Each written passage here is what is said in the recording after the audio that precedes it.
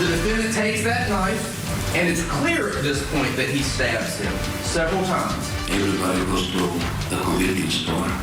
Everybody always wants something. It's precision-free. Mark Garrity came and charged him as Taz was bending over and hit him forcefully in the head. I am a public business, and we get them all. The defendant in the deadly convenience store stabbing returns to the stand this morning, trying to convince the jury that he was justified in knifing to death one of his customers. We're getting you caught up before we get you back into court. And some millionaire real estate brothers are facing accusations of rape and assault, similar to the ones plaguing P. Diddy. So why did the Alexander brothers get bail? Also this hour, we're going to have a live conversation with a prosecutor who got the guilty verdict against Joseph Ferlazzo. We're talking to the prosecuting attorney about the trial and what to expect from sentencing. And speaking of attorneys, Luigi Mangione just hired a new high-powered attorney who also has a Diddy connection. It's all right here on Opening Statements.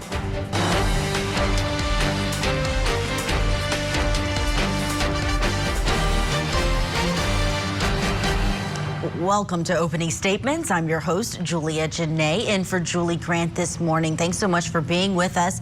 Just like an actual trial, Opening Statements get you prepared for the coverage that's coming later. So we're getting you ready for what's ahead in court today. First, let's take a look at our daily docket. Madam Clerk, would you please read the verdict? In 1 FFC 19-759, State of Hawaii versus Dixie Denise Villa. As to the charge of manslaughter, we, the jury, in this case, find the defendant, Dixie Denise Villa, guilty as charged of the offense of manslaughter. In Hawaii, Dixie Villa in the baby Benadryl death case is going to be back in court for a motions hearing at 6:30 p.m. Eastern. Her defense attorney filed a motion for a new trial in that case. Also in Florida, millionaire real estate twin brothers Orrin and Alon Alexander have an arraignment at 9 a.m. Eastern. And in the killing in a convenience store murder trial for Taz Zarka, it resumes at 9:30 a.m. We're going to take you there once everything starts. And that's our top story for this hour. Defendant Taz Zarka expected to return to the stand today, finishing up his direct examination. Prosecutors say that Zarka used unnecessary force when he caught customer Mark Garrity shoplifting. But his defense says that he stabbed Garrity in self-defense after Garrity attacked him.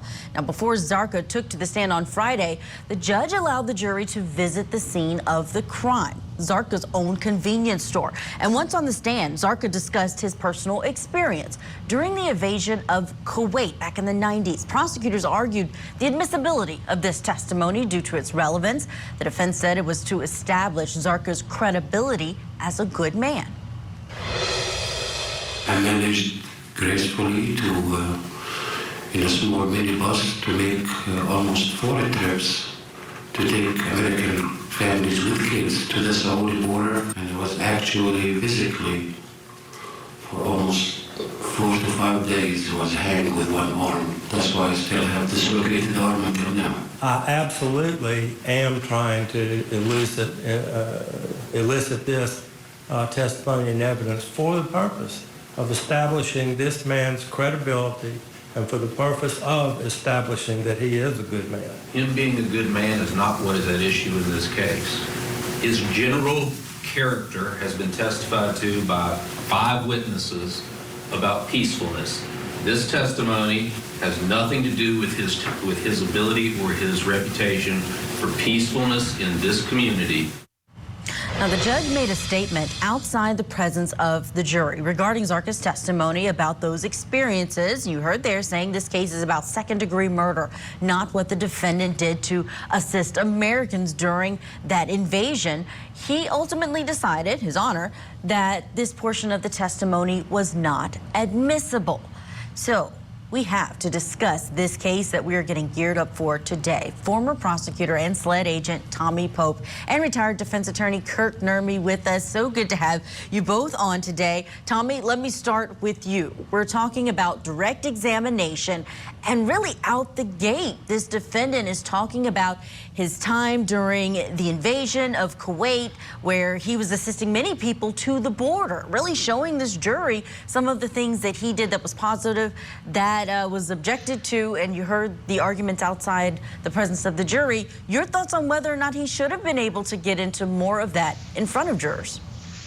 I think the judge probably ruled correctly. I know absolutely why the defense would want it in, and I know exactly why the prosecutor doesn't. It, kind of transcends, character evidence is always tricky. I always tried to avoid opening the door, because if you ever did, it could wash back over you like they're doing here, where they got 5 guys that said, oh, he's great and he's peaceful. But I think the character issue they're looking at, because of the nature of the crime, is the peacefulness versus, are you a good Samaritan and did you help people? But absolutely, I can see why the defense would want it in.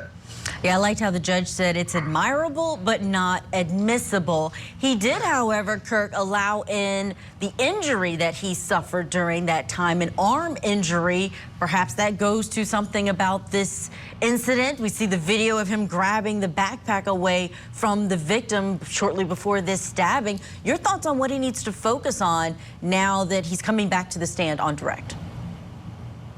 Yeah, I think those physical limitations were rightly allowed in. I think really a lot of what has to happen here is this, we see this attempt to put forward this character evidence. I think it's a backdoor attempt to really argue for jury nullification here. But I think part of what the biggest thing the defendant needs to do is humanize himself, right? We saw that video that there's a perceived callousness after the incident. He's mopping up, what have you, right? He doesn't seem to care about what happened. So in that regard, humanizing himself and really allowing the jury to connect to him is going to be what leads to a path towards acquittal here, because otherwise it just looks like a store owner who got mad and decided to stab somebody over a bottle of Gatorade, and the jury's not going to receive that well. And let's talk about that, because when he started his direct examination, he did talk about not only his physical limitation, his injury to his arm, shoulder area, but also a diagnosis that he deals with every day. Let's take a listen back to him talking about his daily schedule. What kind of hours did you personally work at the store? Well, yes, sir. Until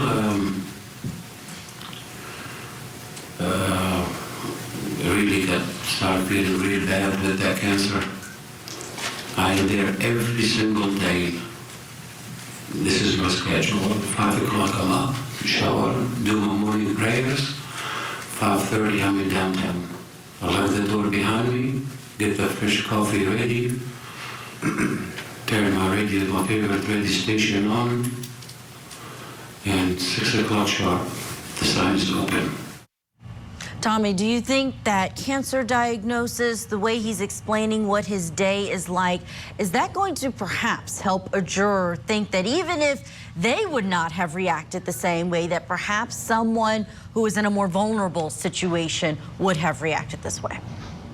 I think it ties into what Kirk was saying earlier of jury nullification. You're really looking for a couple jurors that'll recognize, they may have had a family member, and, with the chemotherapy, the radiation, the treatment, the weakness, he could be more vulnerable. I think the bigger issue is the theft, and the fact that that occurred. That may be enough for some jurors to say you shouldn't have been stealing, because people are fed up with that, with the looting and all that type stuff. The flip side is, we don't think of a petty theft as a death penalty offense, and that's in essence what happened here. For a minor crime, the victim lost their lives. Absolutely, and I think that's no doubt the reason that these charges and the way that they are filed came across that way, that this is second-degree murder and not a manslaughter case, and the way that it happened. Let's talk about what happened on Friday. Catch our viewers up on the coverage and where it ended, which was not only with those character witnesses for the defendant, but also the jury view. And I know we have some images of the, not the actual jurors at this jury view, but before that happened, the judge actually went to the store, the convenience store, made sure everything was good. The prosecutors, the defendant, everybody was able to walk around inside of the store before these jurors were then led through it. And Kirk, anytime you have a jury view, I mean, it's like on a smaller scale of a presidential visit to a place, because they have to shut things down. There's security that has to be involved, transportation. You're bringing in jurors to the place where the crime happened. Can you talk about the impact of a jury view? Yeah, you know, I think it varies in each case, right? In this case, it's rather interesting to me because you think about it, you're really bringing, we talked about humanizing the defendant. Right now you're talking about a cancer patient having been through chemotherapy. I know how that can affect the brain. The jurors might be looking into that, might know people. And then you walk into his shop. You walk into the shop, this guy's going through cancer treatment, and he's turning on the lights and he's describing everything. And there's a human element to the things they might see around there. Each juror is going to pick up on different things, but they're going to see this store and kind of get an image of this man coming in every day doing what he does. And that's going to connect them more and more to the defendant as opposed to the theft. And I think that's only this, in this case, definitely going to help the defendant. So the last place that he ended on was not the incident. He hasn't spoken about that yet on the stand. He was just being asked about whether or not he encountered lots of people stealing in his store. There was an objection, and the judge said, let's wrap it up for the day. Tommy, my question for you has to do with stabbing versus shooting. This is a stabbing case. How do you think that impacts, I know they're both dangerous instruments, but when a juror is trying to place themselves in that situation and thinking about what other options he may have had? I think it's, you know, stabbing is more personal to me than a shooting would be. A shooting can happen, you pull the trigger one time. Stabbing is more personal.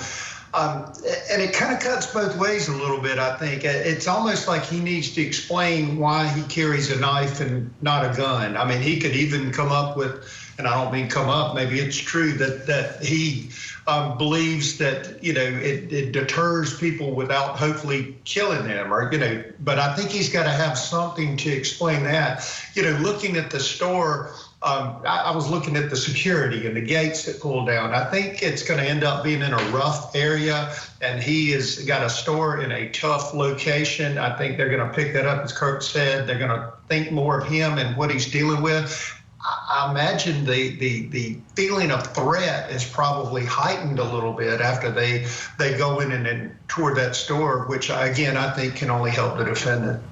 Tommy, you're right. Where they ended, he tried to take the jury back to how he was one of the first stores in that area and how things have changed over time. So that's probably where he's going with it in terms of responding to how often he was seeing shoplifting in his store. Taz Zarka back on the stand at 9:30 a.m. Eastern. We'll have it for you right here on Court TV. Kirk Nurmi, Tommy Pope, you're sticking around. We have to get to a break, but coming up on opening statements. The indictment alleges that between at least 2010 and at least 2021, the Alexander brothers worked together and with others to repeatedly and violently drug, sexually assault, and rape dozens of female victims. The millionaire real estate twin brothers facing federal charges but granted bail in state court. We dive deeper into their bond hearing. Plus, defendant Joseph Ferlazzo was found guilty for the death of his wife, Emily. The prosecutor in that case is going to join us live to weigh in on the verdict.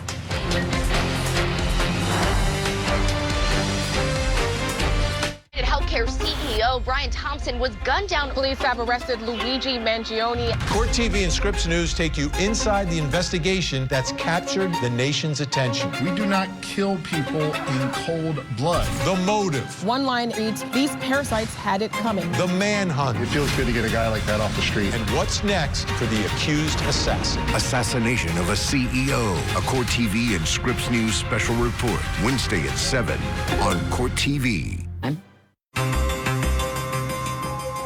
Your Honor, my wife is 9 months pregnant, due any day now with our first child. Her family's in Brazil. She's counting on me to be with her during labor. That's something, you have a very good attorney. You're gonna have a hearing tomorrow before the division judge, and that judge will consider any argument regarding a bond.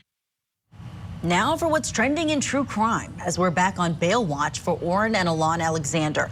The prominent real estate brokers are due back in a Miami courtroom this morning for arraignment on the federal sex trafficking charges they face. The prosecutors claim in this case that these twins, along with their brother Tal, used their wealth to lure, drug, and sexually assault multiple women, and this over more than a decade span of time. On Friday, while in state court, also in Florida, Orrin and Alon were granted a bond, multi-million-dollar bond, but due to their federal charges, they have remained in custody, and they're going to be held without bail after a federal judge rejected their offer of $115 million bail package. $115 million is what they were offering to get out of jail on the federal charges. So here's a look at other defendants who are facing sex trafficking charges and their bail outcomes. We know Sean P. Diddy Combs, he pleaded not guilty, and he was denied bail 4 times in federal court. Michael Jeffries pleaded not guilty, and was released on a $10 million bond. He was the CEO in the Abercrombie & Fitch case. And then we have our current defendants that we are focused on, Orrin and Alon. They have pleaded not guilty as well. And in state court, they were granted bond, but again, still in custody in federal court because the federal court denied them bail. Our question this morning is, should the brothers have been given bail at all in the state court?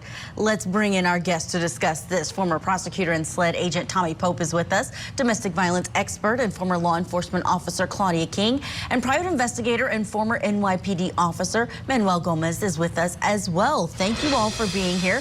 Tommy, are you surprised that the state court went a little lighter on the bail issue than federal court? They actually gave them, I think, a $3 million bond in this case. I thought I saw maybe one $3 million, one $2 million. The court looks at risk of flight and danger to the community, and obviously rape's a crime of violence. I think the question is whether they think it can be repeated. I thought I understood that there was some structure that the judge put in. It's not necessarily unusual that you see the disparity as you listed out at the beginning. Each judge is required to take the facts and circumstances as they have. I think with this crowd, my biggest concern as a prosecutor would be risk of flight. If they're that affluent, they have that kind of money, maybe dad's willing, I think they put a lien on dad's house or something, they could disappear. I think that would be the greatest concern. So I would want to know what kind of monitoring they're doing. I think it was some type of house arrest if they get out. But again, with the overlying federal charge, right now they're not going anywhere.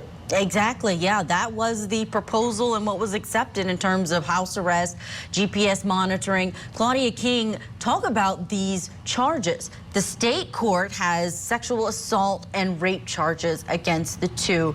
And then in federal court, it's sex trafficking charges, similar to the ones that we've seen against very prominent people as well in New York, same district really as some high profile cases.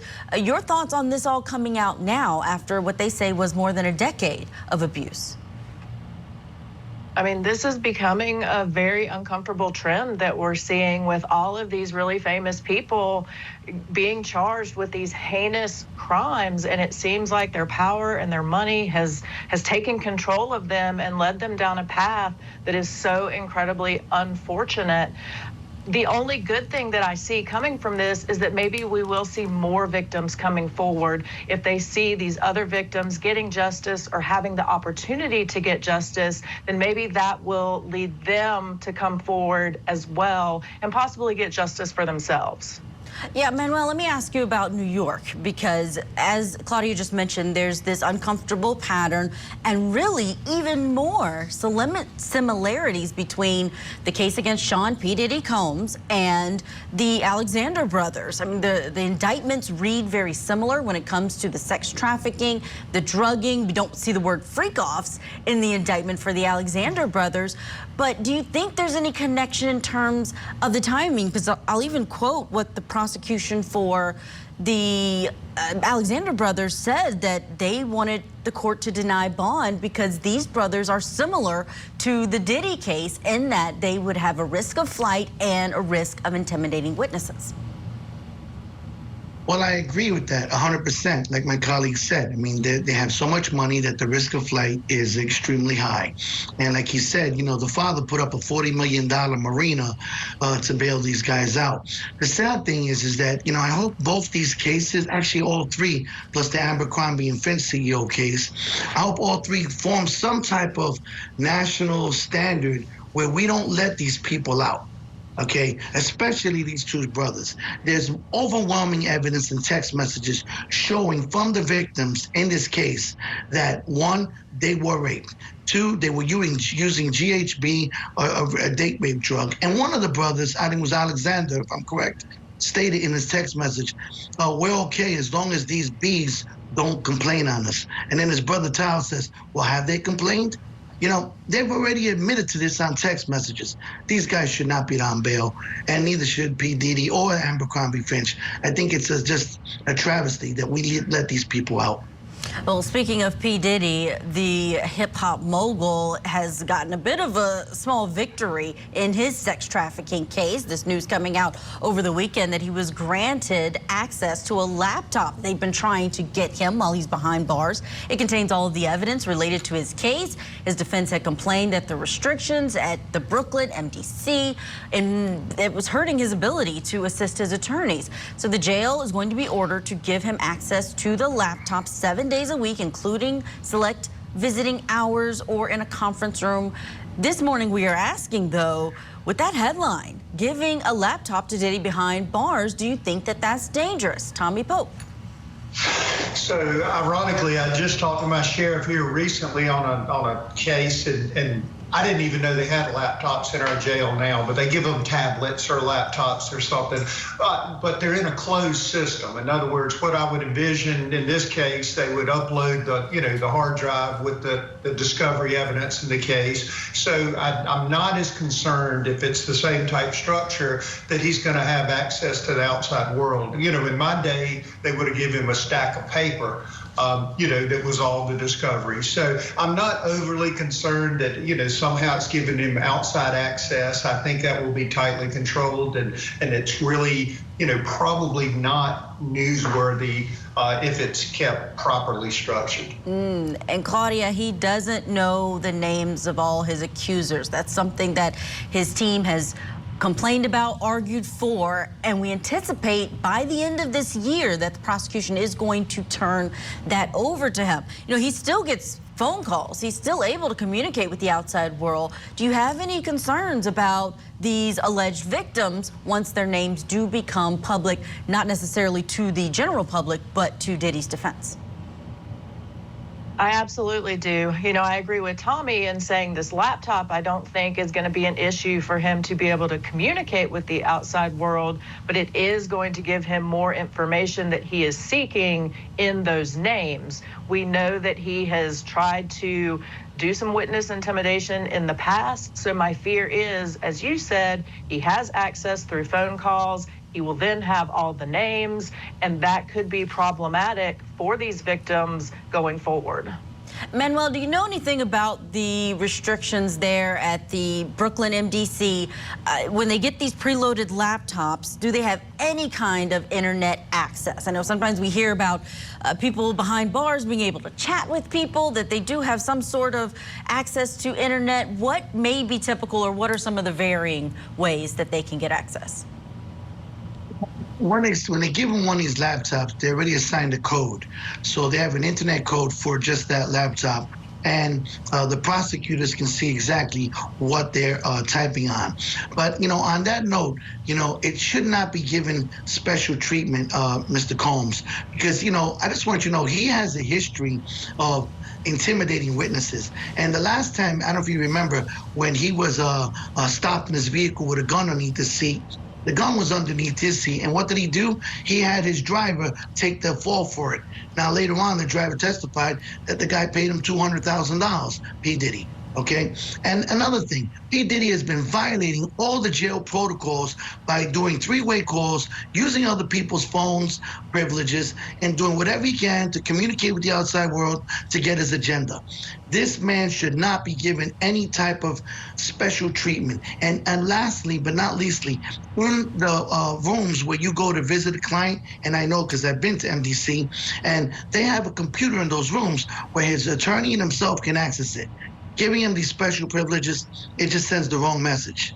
Yeah, he will get to be alone with that laptop, but I have seen in some of the previous orders that the judge has said that he can't have the sexually explicit videos on that preloaded laptop. So that may impact the reason that the judge said he is fine to have it.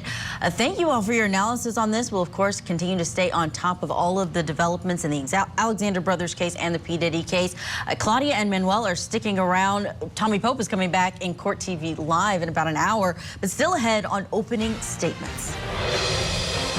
He didn't tell his sister because he didn't want to make a bad impression with her boyfriend. Prosecutor in the murder trial of Joseph Ferlazzo is going to join us live, and the United Healthcare murder suspect is retaining a high-profile attorney. Could this tip the scales for Luigi Mangione?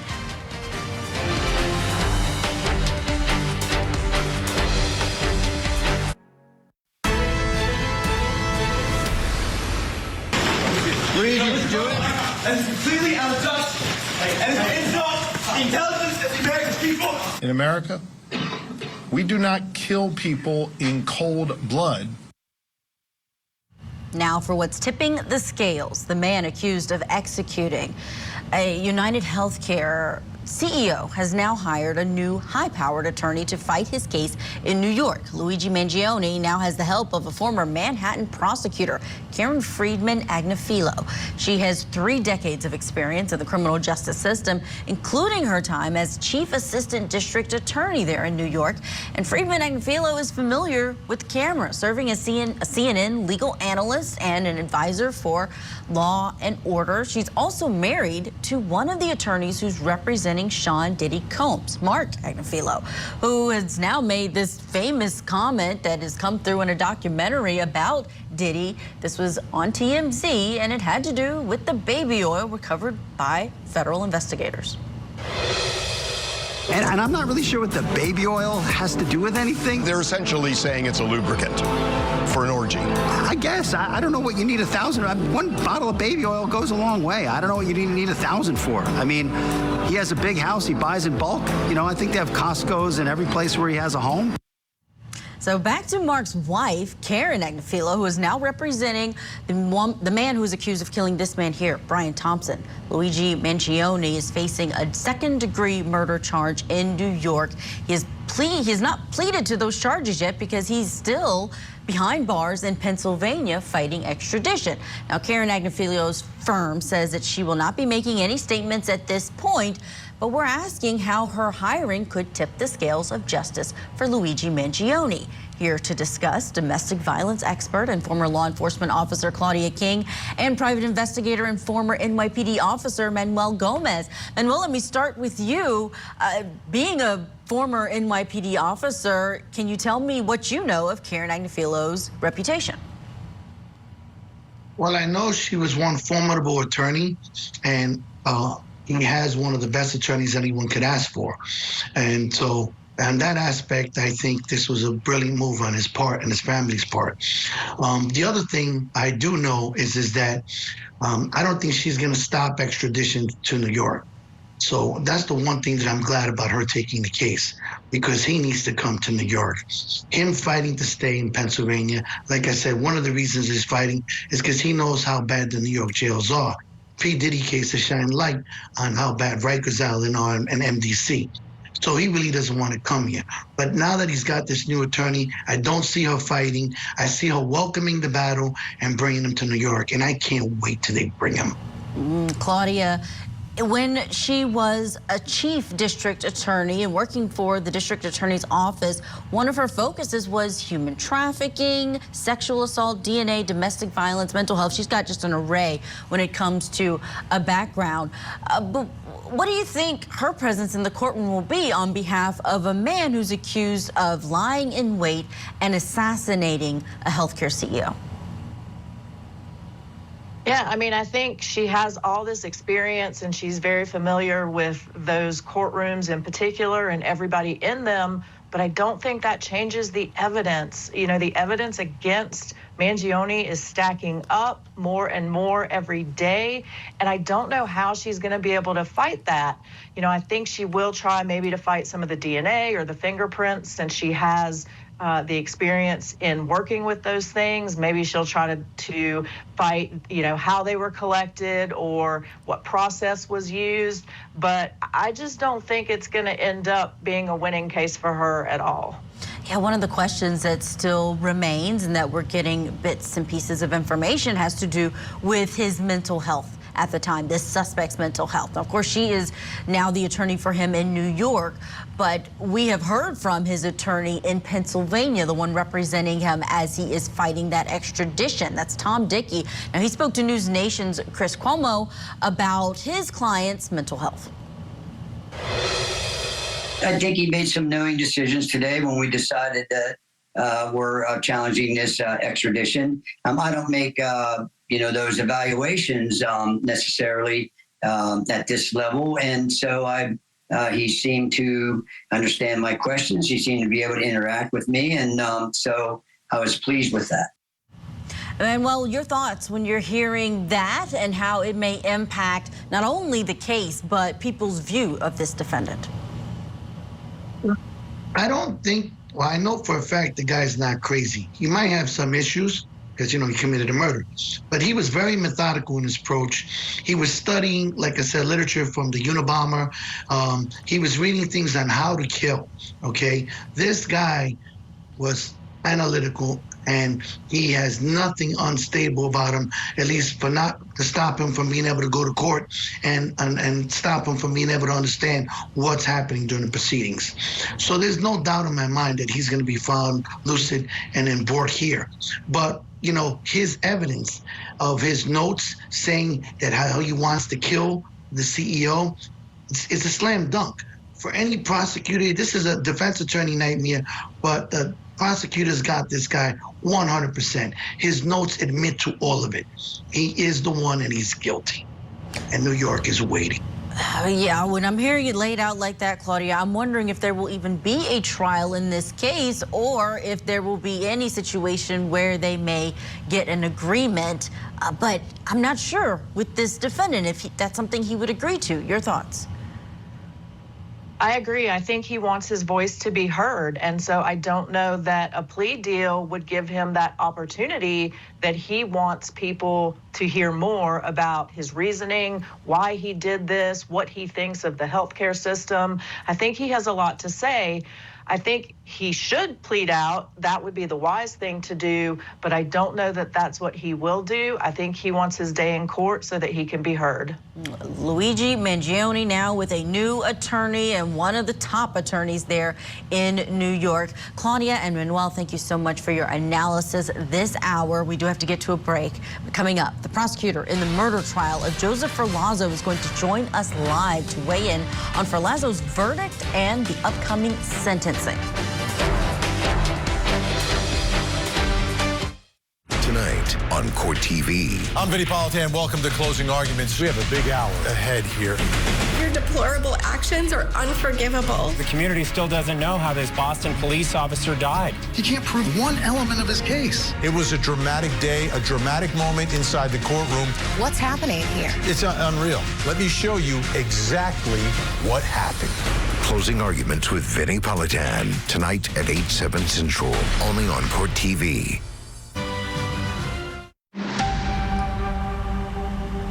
This morning, we are turning the spotlight on the van life and death murder trial. We have a special interview with one of the state attorneys who prosecuted Joseph Ferlazzo. The jury didn't buy his self-defense claim. They found him guilty of first-degree murder. This all happened on Friday. Ferlazzo shot and killed his wife, Emily, while they were in Vermont celebrating their first wedding anniversary. He jumped onto the bed. He put this throw pillow over her face, and he shot her once and twice, directly into the left side of her head. A powerful closing argument there in front of the jury. Let's bring in our special guest. The state attorney in Chittenden County, Vermont, Sarah George, is with us. Sarah, thank you so much for taking time out this morning to speak with us about this case, about this guilty verdict against Joseph Ferlazzo. But I want to start with the victim in this case, his wife, 22 years old. What can you tell us stuck out to you about Emily as you learned more about her story? Good morning.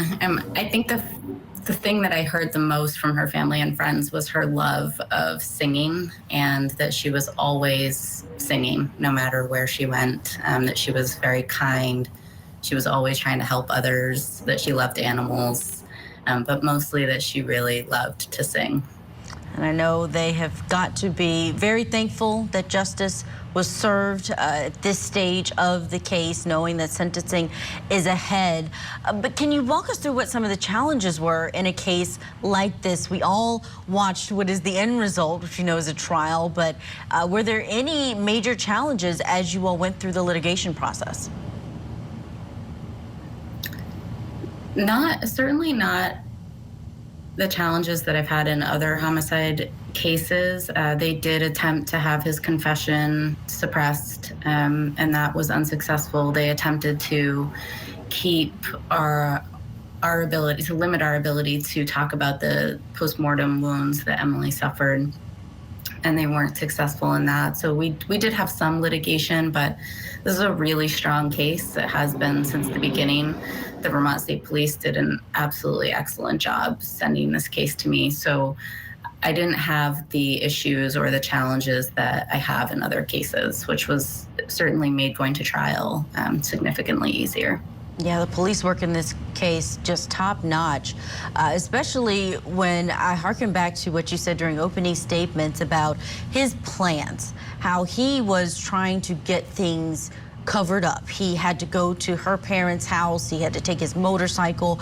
He was on his way back to try and discard of her remains that were still in his van, but for the police already being there. Can you talk about that part of it and how much longer you think it would have taken to solve this case if he had not been interrupted in those plans to get rid of her remains? Yeah, that was certainly a close call. I think that had the police been there even hours later, this would have been a significantly different case. I think he had plans to get his Jeep there and get her body and bring it somewhere into the woods. And we live in Vermont. There's a lot of options. If he'd stayed in Vermont even, it would have been a much more difficult case to prove at the time. It would have taken us finding her body, and who knows how long that would have taken.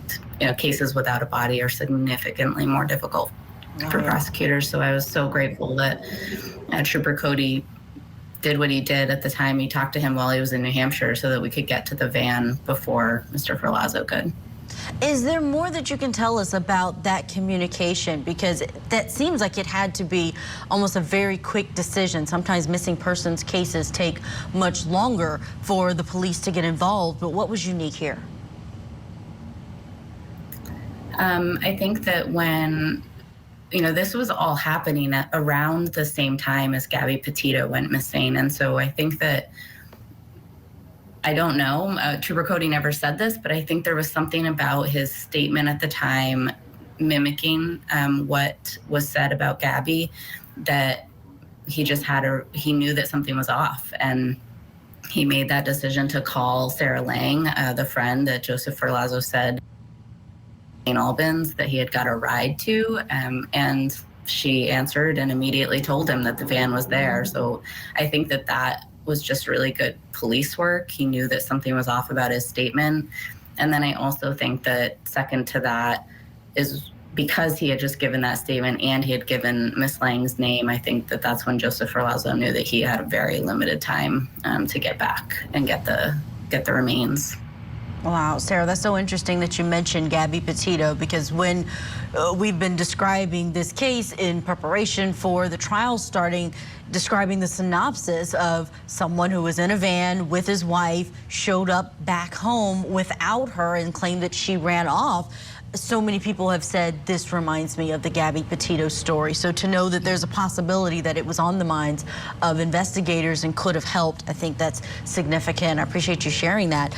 I do want to go back to a moment that is always a turning point in a case, and that's when a defendant takes the stand.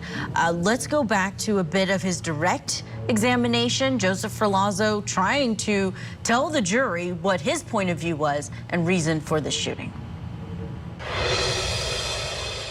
I was holding my Glock, and she started just like coming up at me, and I just fired. Why? She was gonna shoot me. And you were afraid? Very. She said, "That's it, you're dead." And she threw her arm under her pillow, and she pulls her hand out with the Taurus. And how were you feeling? I was feeling horrified. Were you afraid? I was terrified. Sarah, I heard you several times during that direct having to remind the court that leading questions are not allowed on direct. We definitely picked up on a lot of that happening during his testimony. But were you anticipating him taking the stand? Was that something you were prepared for from the beginning? Did they let you all know that as you were getting closer to this trial starting? We did know that. The defense team had told us really since we realized we were going to trial that Mr. Ferlazzo wanted to testify, he wanted to tell his story.